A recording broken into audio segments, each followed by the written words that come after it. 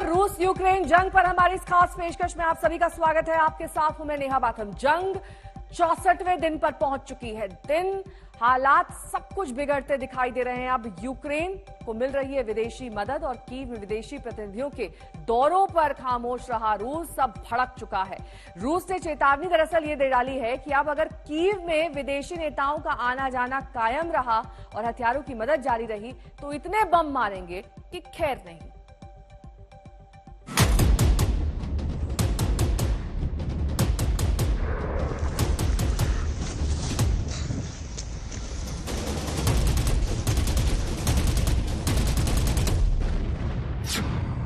दुनिया के नाम रूस की खुली धमकी।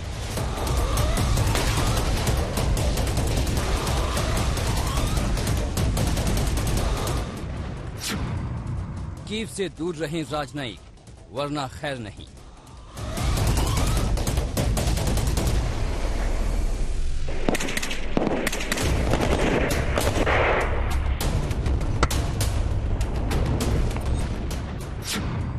ब्रिटेन और नेटो देशों पर बम बरसाएगा रूस।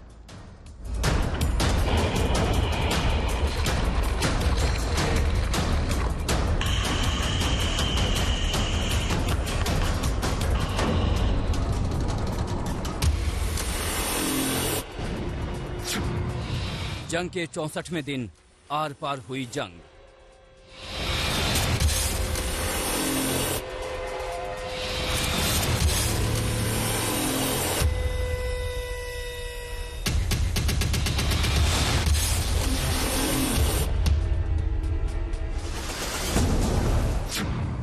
इतने बम बरसाएंगे कि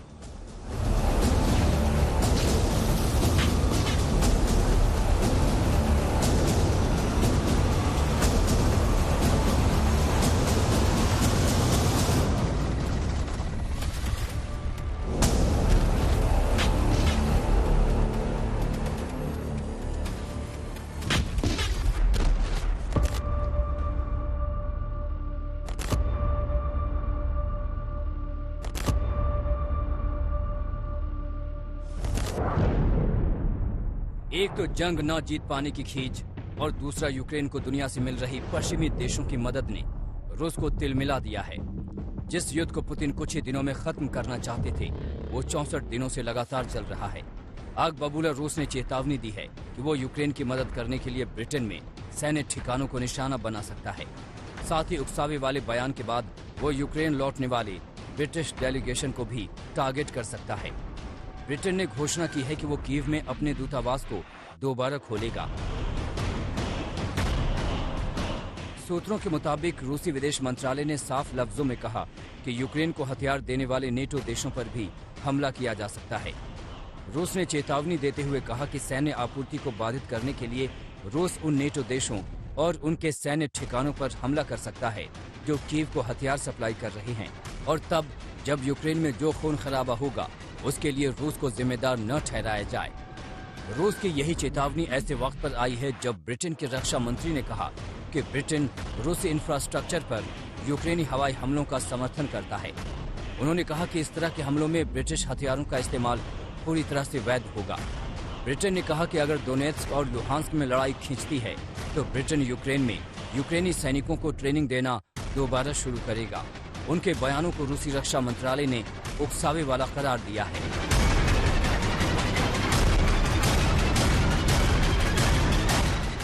यूक्रेन को लेकर रूस और पश्चिम के बीच अब तनाव बढ़ रहा है। मॉस्को ने चेतावनी दी है कि वो कीव में अहम लोगों के सेंटर्स पर हमला कर सकता है, भले ही वहां ब्रिटिश और दूसरे पश्चिमी राजनयिक मौजूद हों। बढ़ते तनाव के बीच रूस के विदेश मंत्री सर्गेई लावरोव ने तीसरे विश्व युद्ध की चेतावनी दी है। उन्होंने कहा कि दुनिया में तीसरे विश्व युद्ध का खतरा वास्तविक है, जिसे नजरअंदाज नहीं किया जा सकता। इसके बावजूद जर्मनी ने घोषणा करते हुए कहा कि वो यूक्रेन को जमीन से हवाई क्षेत्र को सुरक्षित बनाने के लिए एंटी एयरक्राफ्ट टैंक मुहैया कराएगा।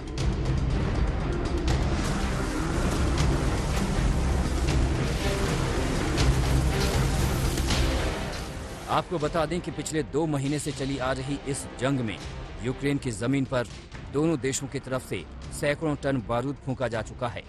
रूस अब इस जंग को और लंबा नहीं खींचना चाहता है। लेकिन वेस्टर्न देशों का दखल इस जंग को खत्म नहीं होने दे रहा है। आज तक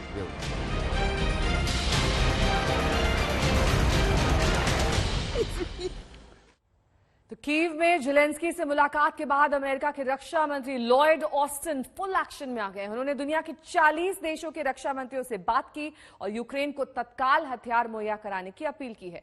जाहिर है ऐसे में रूस तो चुपचाप रहने वाला नहीं है।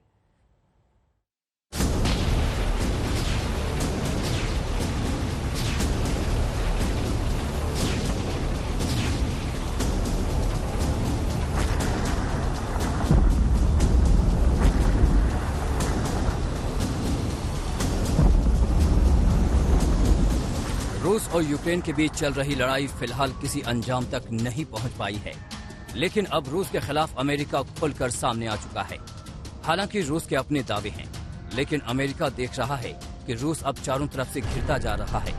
दोनों देशों के बीच चल रही जंग का 64वां दिन है, लेकिन रूस के सामने यूक्रेन सीना तान कर खड़ा है और रूसी सेना के हमलों का मुंहतोड़ जवाब भी दे रहा है।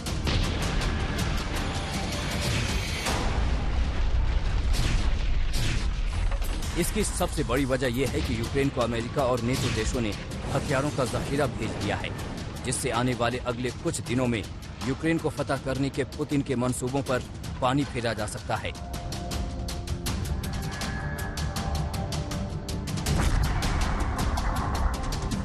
क्योंकि पुतिन मॉस्को में 9 मई को होने वाले विक्ट्री परेड में बड़ा ऐलान करने का मंसूबा पाले हुए हैं, लेकिन अमेरिका की कड़ी घेराबंदी से पुतिन के ये मंसूबे शायद पूरे होने वाले नहीं हैं। बता दें कि 2 दिन पहले अमेरिका के विदेश मंत्री एंटनी ब्लिंकन और रक्षा मंत्री लॉयड ऑस्टिन ने राष्ट्रपति ज़ेलेंस्की को हथियारों की और खेप देने का भरोसा जताया था।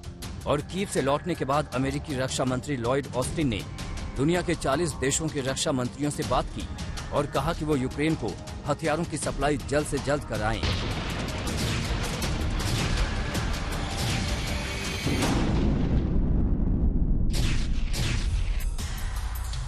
वहीं इस बीच रूस से दोस्ती का दम भरने वाले जर्मनी ने भी अपनी नीतियों में बदलाव करते हुए यू टर्न ले लिया है। अब जर्मनी यूक्रेन को 50 मोबाइल एंटी एयरक्राफ्ट सिस्टम देने के लिए राजी हो गया है, जबकि ब्रिटेन ये लगातार कहता आ रहा है कि यूक्रेन उससे मिले हथियारों से रूस पर बड़ा हमला कर सकता है। Ukraine needs more long-range artillery and ammunition, and both Russian and NATO caliber types to accompany them. They also seek anti-ship missiles to counter Russian ships that are able to bombard Ukrainian cities. Mr. Speaker, it is therefore important to say that if possible, the UK will seek to enable to supply each weapons. I shall keep the House up to date and also members of each front bench across the House as we proceed. रूस ने प्रतिक्रिया देते हुए कहा है कि अगर Britain ने यूक्रेन को हमले के लिए उकसाया तो रूस उसका करारा जवाब देगा। यही नहीं, रूस ने यह भी कहा कि अगर पश्चिमी देशों के प्रतिनिधि कीव गए तो भी हमले जारी रहेंगे। रूस की चेतावनी के पीछे की वजह यह है कि रूस के पास 5,977 न्यूक्लियर वॉरहेड हैं। अमेरिका दूसरे नंबर पर है। अमेरिका के पास 5,428 एटमी हथियार हैं। चीन के पास 350, फ्रांस के पास 290 और ब्रिटेन के पास 225। वहीं भारत के पास 160 परमाणु हथियार हैं। रूस की परेशानी की बड़ी वजह असल में ये है कि यूक्रेन को अमेरिका और नेटो देशों से भारी तादाद में हथियार मिल रहे हैं। रूस से लोहा लेने के लिए यूक्रेन को एंटी टैंक मिसाइलें, मिसाइल लॉन्चर, बख्तरबंद गाड़ियां, असॉल्ट राइफलें और भारी तादाद में बम और बारूद मिले हैं। अमेरिका के बाद हथियारों से मदद करने वाला ब्रिटेन दूसरा सबसे खास देश है। युद्ध के बीच ब्रिटेन के प्रधानमंत्री बोरिस जॉनसन और ज़ेलेंस्की की यह तस्वीरें पुतिन को चिढ़ाने के लिए काफी हैं।